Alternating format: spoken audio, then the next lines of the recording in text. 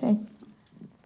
In India, we don't have access to ballet, jazz, modern technique. Of course, in tier 1 cities, it's changing. We have Ashley Lobo, we have Shamak, we have Terence Lewis. Things are changing now.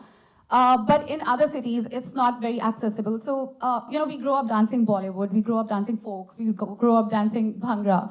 To see a kid from India who did not have access to any of these things make it so huge in the US dance scene. It is so inspirational. So very proud of you, Manish. Absolutely amazing. I mean, it's not easy, guys. Everything that you saw there, it is not just inspirational, but it is as real as it gets. So huge round of applause. I'm very, very proud of you. Thank you so much.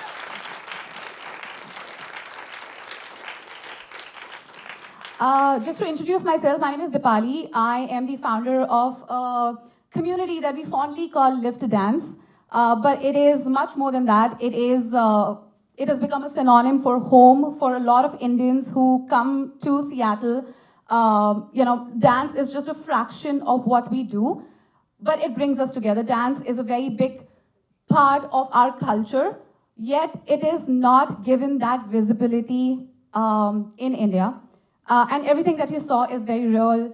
There are stereotypes attached to it.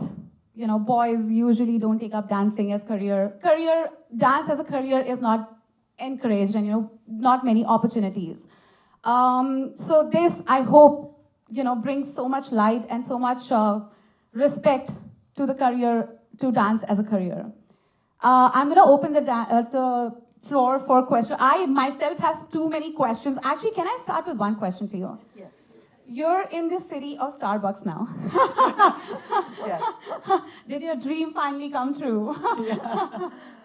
So first of all, thank you everyone today for showing up.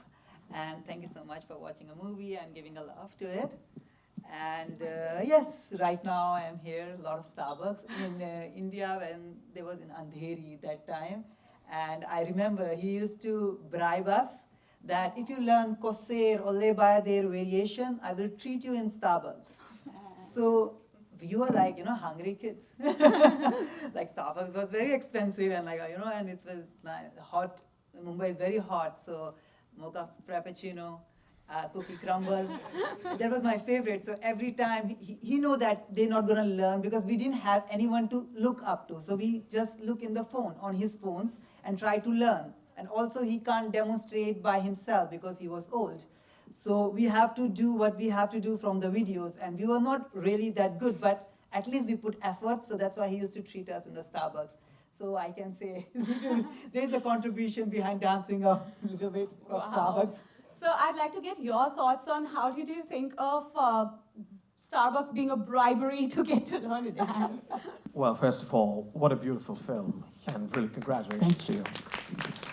I think what it brought up was just the love and passion you have for dance, for the resilience you have, the tenacity with which you pursued your dreams, the fact that you went to so many countries to learn, to school. What we saw there was evidence of love, of family, of mentorship, but importantly, a young man pursuing his dreams against anything that society might have essentially said. And in a lot of ways, what you're doing is you found yourself. You found a way to connect with yourself, and through that, you found a way to connect to the world. And I think that's a remarkably beautiful, beautiful portrayal of humanity. So I just wanted to say thank you. I know you're in the city of Starbucks. I want to thank you for that being your motivation, if I could say that. But now that you're here, I think what you also epitomize is just the wonderful stories of Indians who have migrated to so many parts of the world and have actually made a name for themselves. So you really epitomize that, and it's fabulous that you're doing so well in New York. Thank you. Thank you so much.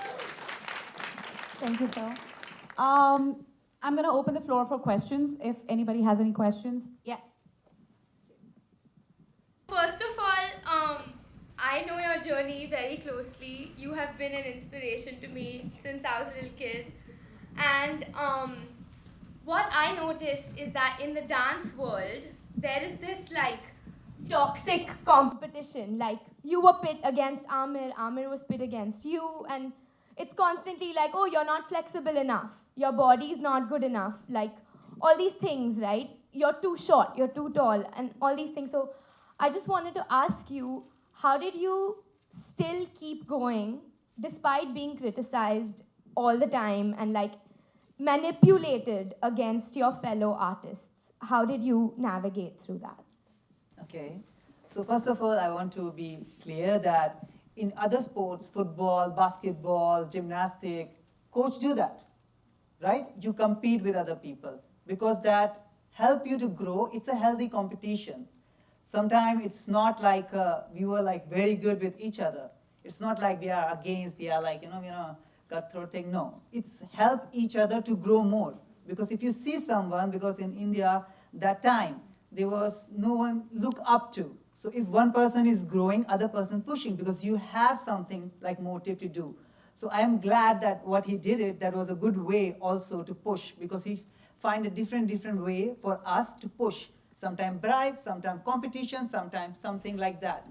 And also, yeah, there are a lot of things that you can't, like I always try to be very optimistic in any situation.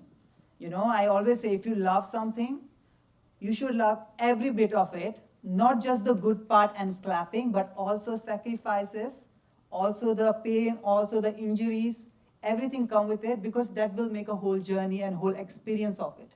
So I also believe whatever happened, that's how I am right now, how I am, because of this whole journey. So I'm glad whatever it happened, and I'm happy that it happened. Yes, thank you. Hi. So your sincerity and your talent shines through the film. Congratulations. Thank you for coming all the way here to this festival. I want to ask you, how do you feel and how does your family feel about the documentary, first of all? And also, how do you feel about the difference between the fictional kind of characterization? What did you find more interesting? I want to know your thoughts on both the things. So my parents didn't see the movie yet. So they don't know I spend their money in dancing. They will get to see soon, next month. And but most of things are in English. So they don't understand that much English, but there will be translation, I hope so. But I told them, like, it's going to happen, so you're going to go, but it's in English, will you understand? They're like, we will see the pictures. Don't worry, we will be happy with it. So they're going to do that. And the other question was, sorry, I forgot. How do you feel about the movies? Movies, yes, yeah. And how does this film make you feel, and how did the other film make you feel? Yeah, so Netflix, the other movies on Netflix, like done by Sunitara Purwala, and that was a movie. So it's a scripted and everything inspired by the real story. Nice life, cameraman, all the umbrella guy, walkie-talkie guy, you get food, everything, like you get famed and everything. But in the documentary, it's different. It's very hard, no air condition, no camera guy, no camera, no umbrella guy, nothing. So most of the things are very difficult. It takes like more than 5 years to film it. And I was like to her, I'm like, come on, you said it's gonna be documentary. I thought maybe 2 or 3 days. It just keep going and going and going. You never stop it. It's like you have so many twists and turns in your life, so how we can stop? We're not finding. I'm like, okay, keep going. And then there was also a scene like with my mom. So I was like, she was crying and they were putting camera in front. I'm like, why are you doing that? Because it's real, it's not acting. So I feel like, are you human, Leslie? Why are you doing that? But I'm glad what she did it. Because sometimes I also sit there and look at it and I get emotional. I'm like, oh, that's me, why I'm getting emotional.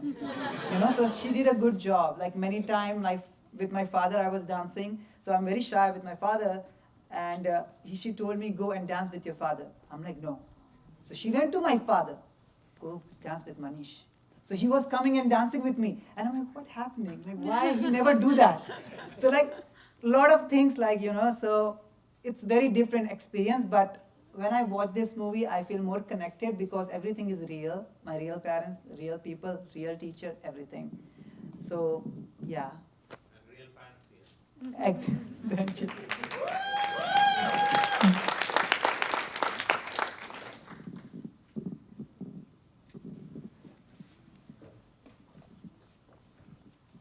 Hi, hello. I just want to thank you so much for what we just saw in front of us. It was really inspiring and powerful. I'd like to ask 2 questions, if possible. And first, I really loved the relationships that we saw with you and your grandmother and your parents, but also with your mentors. And I was wondering if there was anything that we didn't get to see about those relationships and how they helped fuel you through your journey that you could elaborate on. And my second question is, oftentimes as classically trained dancers, we do tend to start young because it actually does change you physiologically and conditioning. But your work ethic and your art is a testament, and many other dancers are a testament to you don't have to start so young and have to shift your body in that way. And is there anything that you would say to anyone who'd want to start their dance journey later, having maybe not had that training to be able to shift their body, and anything else that you would say to that? Yeah. So for the first question with my grandmother, I'll tell you a story, like, because I went to her, because in India, you listen to the elderly one in the house. So I can't speak to my father. So I went to his mother to convince. So she can speak, and then he will say no. So that was like a sly thing that I want to convince. And yeah, there were many more things. This documentary, like, my life is not this. It's much more than that. So there were many parts that didn't show because you can't watch 5 years thing. And yeah, there were many places where I thought about giving up dancing also. Like, my sister was ill, seriously ill, and I left dancing because she got a tuberculosis. And my father drives a taxi, and my mom is a housewife. So if you don't go and make a money, how are we going to pay our bills of doctors? And if my mom stay in the hospital with my sister, how are we going to eat food? And I was feeling like, and I am the one who's going and keep dancing. You know, I was feeling like useless brother, useless son, and also I was not doing great in the dancing maybe. So that time I left, and Yehuda was very upset. You know that in the beginning, like, he was like very strict. He was like, I don't want to tell him that I want to leave because he was not going to understand the Indian sentiments and all. So that's why I left that time. But then I came back.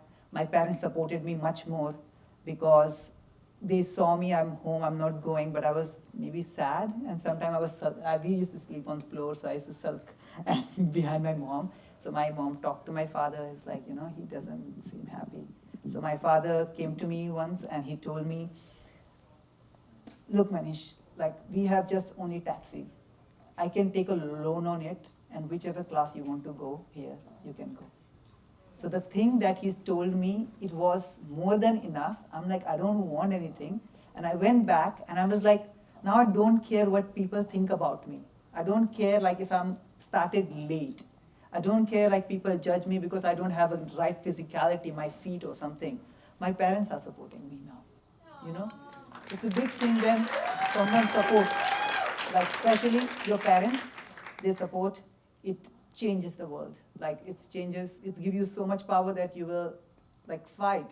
Not with world, but with yourself. You will be not scared with you that taking this career. So that was a big role, yeah.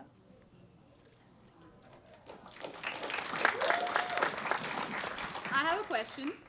So obviously this was a great inspirational story about you as a dancer and how to pursue your dream, but I also saw this as a story between you and your mentor. And I just want to know, what is your, what is your thought on having a mentor in your life? Like, you can be as talented, hardworking, but you need that one guiding light to sort of steer you into the right direction. What are your thoughts on what has Yehuda's role in your journey been like? So I can't describe it. It's like, you know, I can't. There's no words, because if he wouldn't be there, I wouldn't be here standing in front of you. I would be somewhere in slums in India.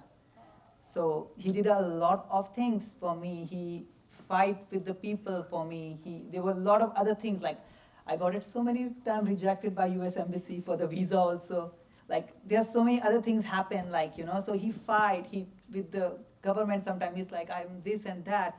Like, he did more than anyone could have done, because sometimes in the dance institutes and the company, they try to, if you're a good dancer, they try to keep you with you.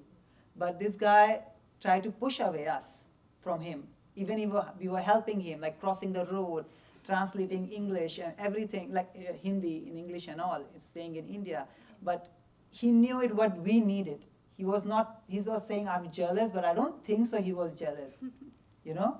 Like, I don't know, like how to say that, like my mom always say, like I always treat him as a family because he is a family. Like my mom say, always he is welcome in a village where we say as a retirement, but he don't want to get retired. That's another thing. He just keep teaching dancing all the time. But yeah, like it's everything. You know, and also I want to do one thing. I want to dance here. I want to go around the world, meet different people, everything. But in the end, but I want to go back to India and I want to teach also there because Yehuda did it for me. If I can do that for one person or two person, it's giving back, you know. So I want to do that. I don't want to be now, if I get comfortable here and stay here. I want to go back and do what he did to me. We can take one last question. We can take one last question.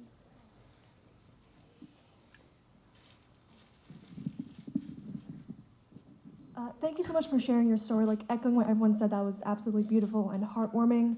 My question was, it sounds like the camera crew or the documentary crew followed you throughout your journey, and so obviously you couldn't predict your future. So was it always the plan for you to end the documentary where it ended, and were there any events that we saw or didn't see that changed the direction of the documentary? Yeah. So in Israel, it's supposed to end. I supposed to get a contract in Israel, and I got it, but I came back to do the movie.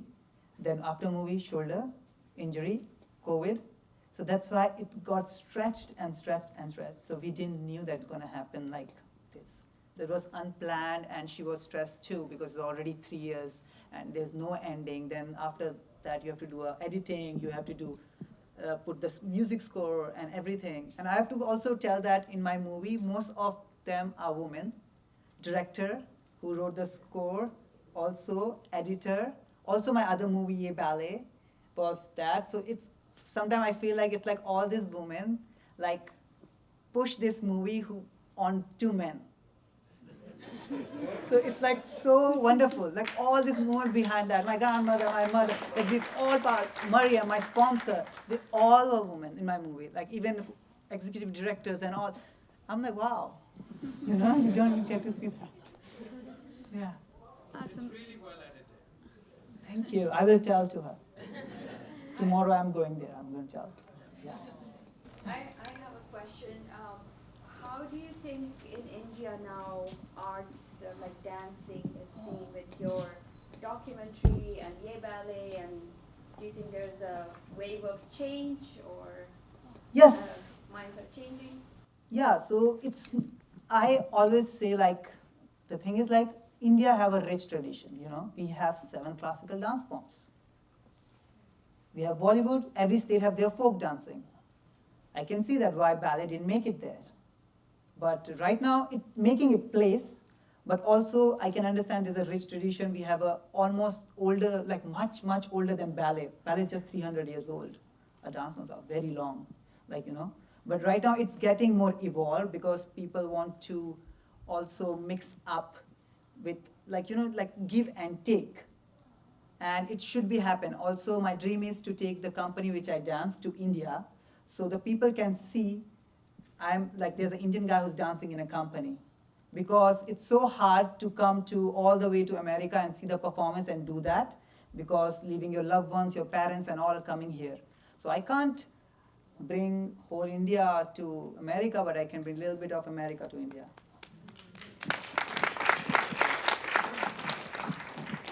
Very, very inspirational, Manish. Amazing. Oh, sorry. We do have time to one more question. Okay. There have been several references to the other movie, but I'd like to know what the movie is called. And apparently it's available on Netflix. Yes. And what It's is called Ye Ballet, Y-E-H. Y-E-S. Yes, And ballet. Yes, ballet. Yeah. No, Ye Ye Ballet. Ballet. Y-E-H. Oh, why? Yeah. Ye Yeah, Ballet. so it's Got a it. Thank Netflix you. version. Yes, yeah. Thank you. Awesome. Thank you everyone so much for coming. That's Manish Chauhan, guys. Hopefully we'll have him back here and take classes for us and, you know, slowly introduce ballet to Indians. Thank you so much. Thank you so much.